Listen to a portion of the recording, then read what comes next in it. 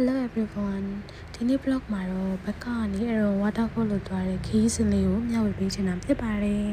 ။မနက် 4 နာရီထားပြီးမော်ချစ်ဘတ်တာမီနယ်လို့သွားပြီးခန်းချနာဘူရီသွားမယ်ဘတ်လက်မှတ်ကိုဖြတ်ခဲ့ပါတယ်။ကားစီးချိန်ကတော့2 နာရီကနေ3 နာရီထိကြာသွားခဲ့ပါတယ်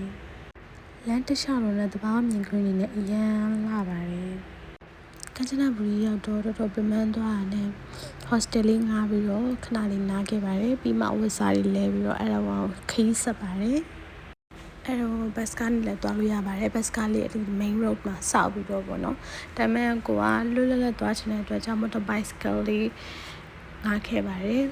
လမ်းတစ်လျှောက်လုံးလည်းတဘာဝမြင်ကွင်းနေနဲ့ပြီးရင်လက်မှတ်လေးပြတ်ပြီးတော့အဲ့ဒါဝင်ထဲကိုဝင်ခဲ့ပါတယ်လမ်းတစ်လျှောက်လုံးတဘာဝမြင်ကွင်းနေနဲ့ရန်လာပါတယ်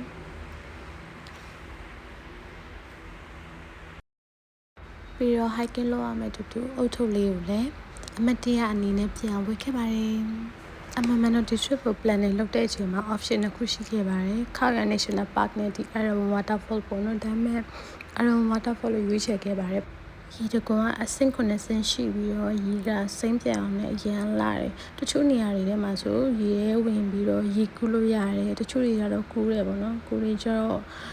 အဆင့်9ဆင့်ထိသွားမှာဆိုတော့ time မှလည်းဘယ်လိုလဲဆိုတော့9ဆင့်က4နာရီခွဲဆိုရင်သူကပိတ်ပြီလို့ပြောရတယ်အဲ့တော့ကိုကအဲ့ဒီ9ဆင့်ကိုပဲတက်ချင်တာဘယ်လိုမျိုး view ဖြစ်မလဲဆိုကိုကအရန်ထိချင်တော့လားလမ်းမှာအဲ့ဒီ3-4-5အဲ့ဒါလေးဆိုတပုံလေးပဲရိုက်ပြီးတော့ကိုတက်ခဲ့တယ် time limit လေးဖြစ်အောင်လုပ်ပါတော်တော်လေးလာရကြည့်ပါဦး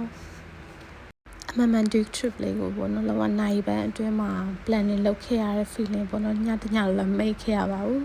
ပြီးတော့အရန်ပင်ပန်းပြီးမရခဲ့ရတဲ့ experience ကတော့လောကတန်ဖို့မပြတ်နိုင်ခဲ့ဘူးပေါ့နော်အရန်လည်းပြောပါတယ်ဒါတော့ရေမိုးချိုးပြီးတော့အခုစားတော့မှာဖြစ်ပါတယ် see you in next vlog bye bye